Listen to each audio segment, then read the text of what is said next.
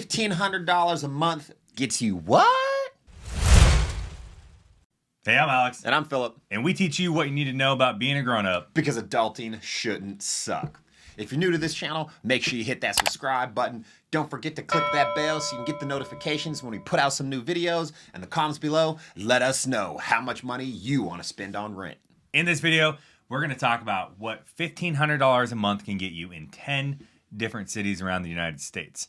We already know that 2022 is crazy expensive between the housing market and inflation. Things are going up. So this whole video is about how you can still afford to live on your own, even in 2022. So we're talking about a 3-bedroom apartment in this video because most young adults can't afford to live on their own right now. Rent is freaking expensive everywhere. I don't care if you live on the East Coast, the West Coast, the South, things are going up and wages aren't keeping up with them. So a 3-bedroom is what's affordable for most people because usually you need 2 roommates when you're moving out in order to make things happen. So a 3-bedroom at $1,500 a month means each person is only paying like $500 a month, which that's not bad in 2022.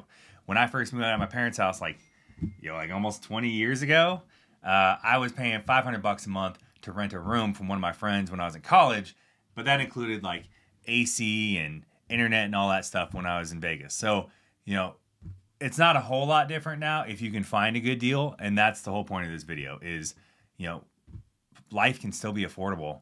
You just got to know how to look for it.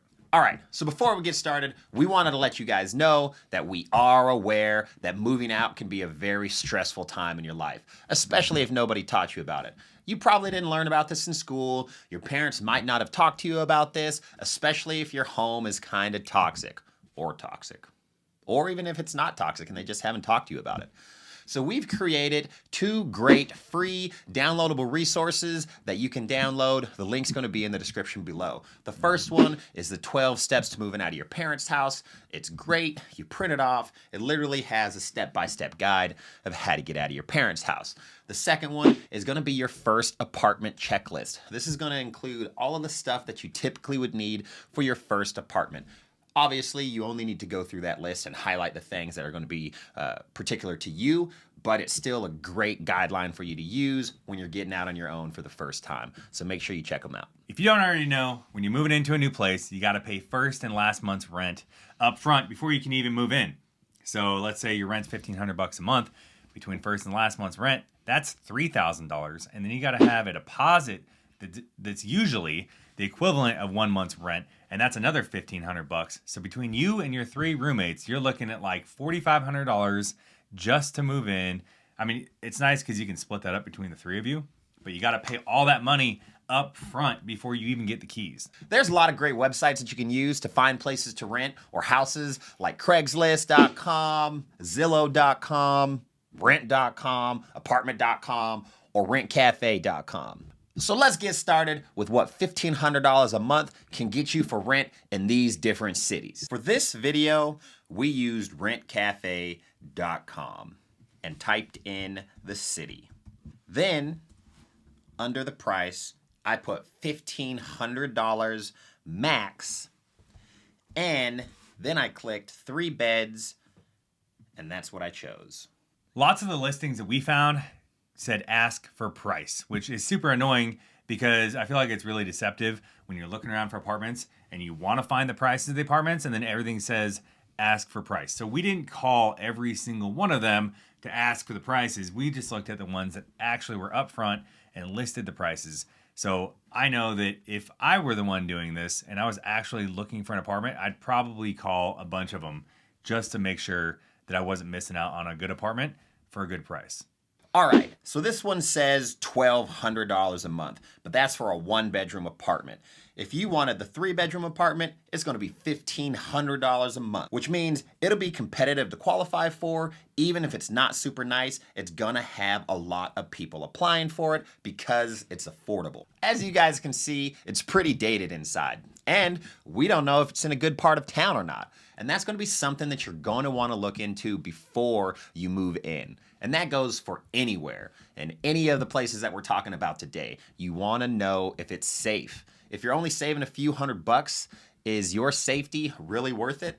A good website to check this information out too, to find out what the crime rate's like in these areas before you go and move in, is spotcrime.gov.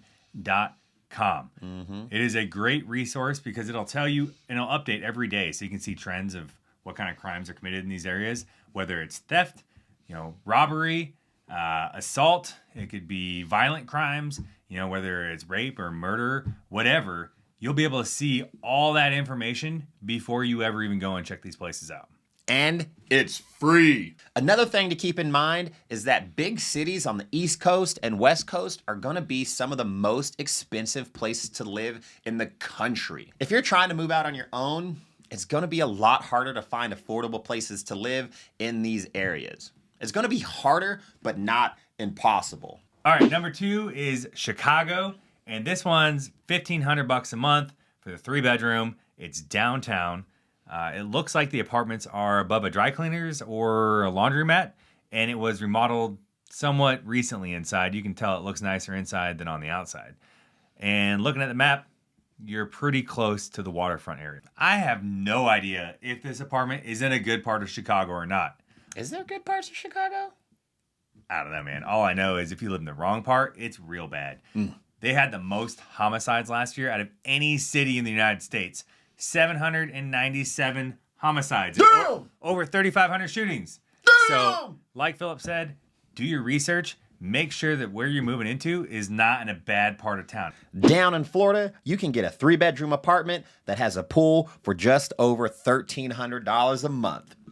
I don't know how nice this place actually is on the inside since they didn't post any pictures of the insides of the apartment. At first glance, this place looks pretty nice in comparison to DC and that Chicago place.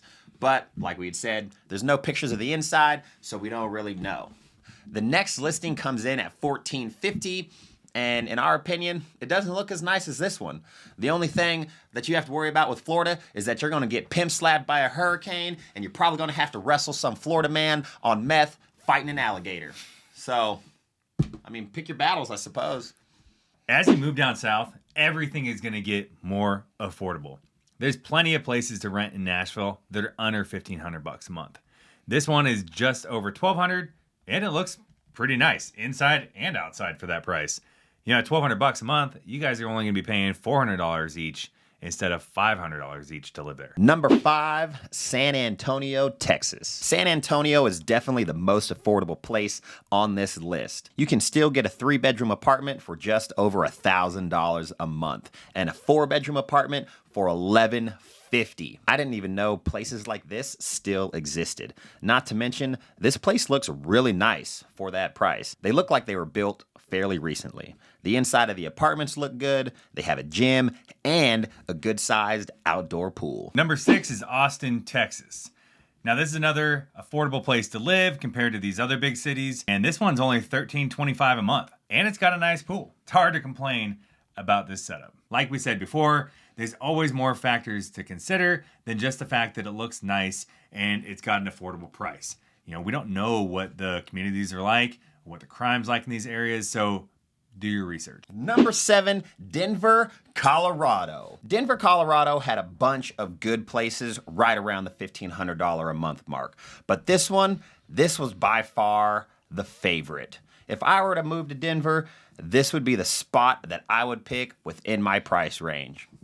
It's nice inside, it's nice outside, they have a pool and a hot tub.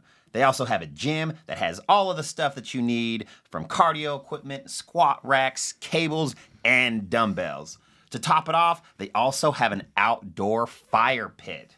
That's a lot of nice amenities, all for $1,500 a month. And that's crazy in comparison to what you get in Washington, D.C. or Chicago. Number 8, Phoenix, Arizona. Every one of these listings said ask for pricing. So I called on this one specifically, and it was $1,480 a month. It has a decent gym, decent 90s looking interior, and okay exterior. And while it looks okay, it probably is not somewhere that I would choose to live if I didn't have to.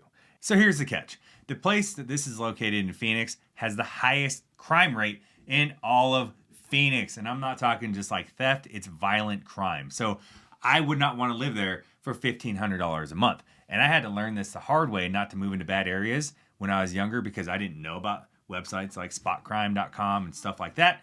And I had an apartment broken into. I had I had my car broken into twice, and then I moved and I had another apartment broken into, all because I was like, oh, this apartment looks nice. It's affordable. I'm going to live there. But I didn't do my research. And that's why we keep bringing this stuff up is, yes, you can find affordable places in some different towns, but is it really where you want to live? Number 9, San Diego and LA.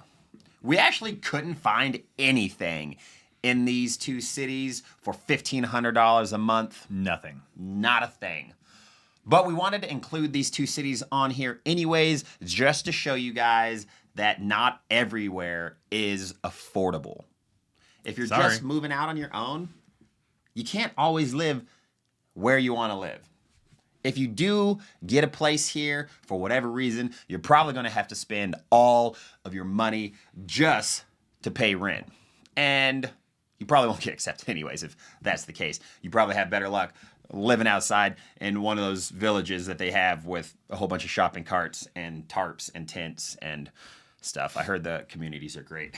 But yeah, that's going to be the situation in those states, unfortunately. Cities. Number 10 is Portland, Oregon, and Portland isn't cheap either. And it's a shithole. I could say that. I work there.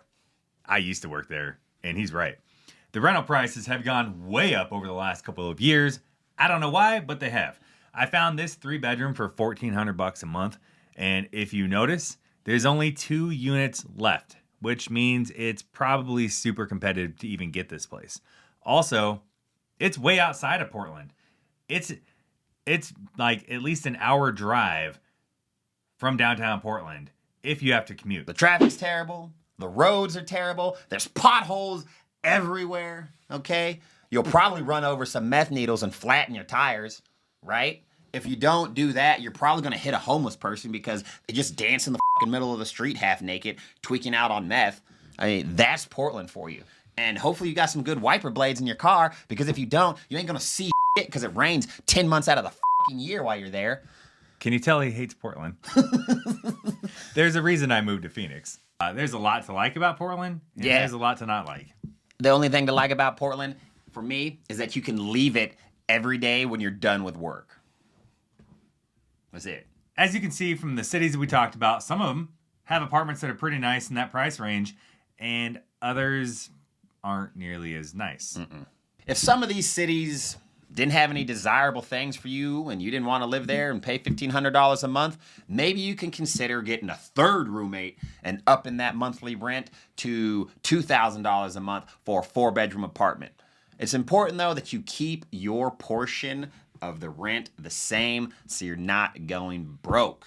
Staying in that 30% range of your total income is really important. I mean, having roommates, 3 roommates especially, isn't like the best case situation. I've done it. It sucks. Yeah, but if that's what you got to do, then that's what you got to do. Beyond just getting more roommates, you can also look further outside the city, right? You're just going to have to commute further, but maybe that's what you have to do. Or you rent a room from somebody. That's usually cheaper too. So if you want to make it work, there's ways to make it work. Oh yeah, there is. If you guys like this video, hit that like button and don't forget to subscribe. In the comments below, let us know which one of these cities you'd want to move to. And we'll see you in the next video. Bye-bye.